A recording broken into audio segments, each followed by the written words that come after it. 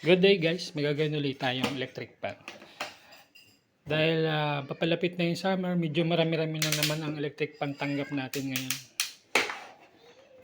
Ayan. Problema nito, saksak natin muna. Yun, saksak. Ayaw mikot. No power, kahit power, wala.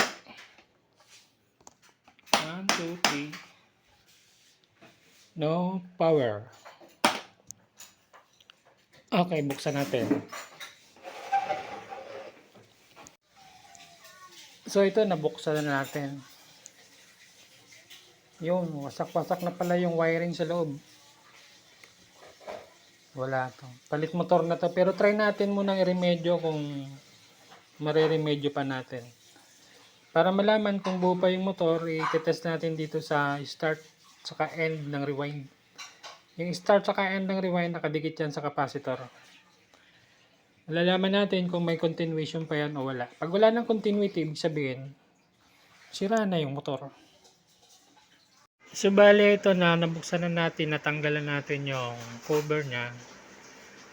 May napansin tayo na isang putol, isa lang naman. Hahanapin lang natin yung kung saan siya banda naputol, no? Yung karugtong nya. Tapos i-connect lang natin kasi isa lang naman yung nakita kong naputol eh. Siguro ito may gumawa, nahila yung cover, naputol, hindi na niya tinuloy. So hanapin lang natin yung karugtong nito. Itong isang to, ayan na, putol. Yung iba naman okay, naka-connect pa sila.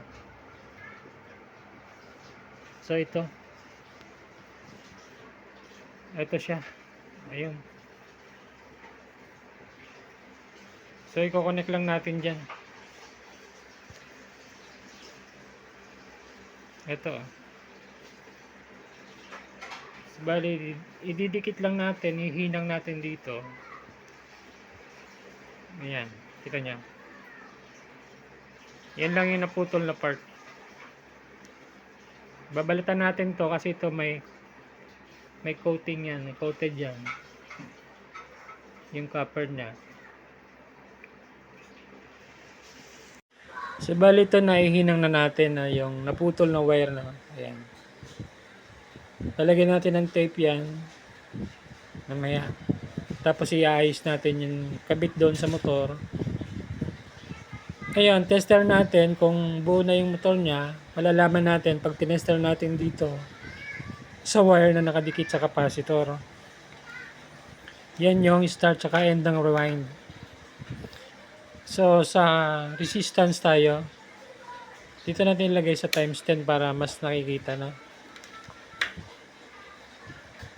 Tester nyo lang dito para malaman natin kung buo na yung motor. Ayan. So yan siya, meron na siyang resistance, no? So ibig sabihin okay na yung motor. Iayos lang natin, isasalpak natin. Iayos lang natin ang lagay doon, tapos testing na natin, no? Ito na, nailagay na natin at naiayos na natin yung lagay ng kanyang connection. Testing natin kung malakas pa siya.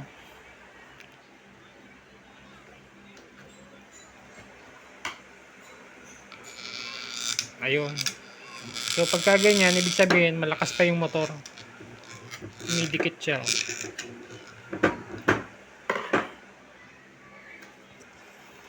Tapos bago nyo isalpak, make sure na malinis tong bushing magkabila sa kayang linisin lang natin yan, tapos salpak na, then testing na natin siya.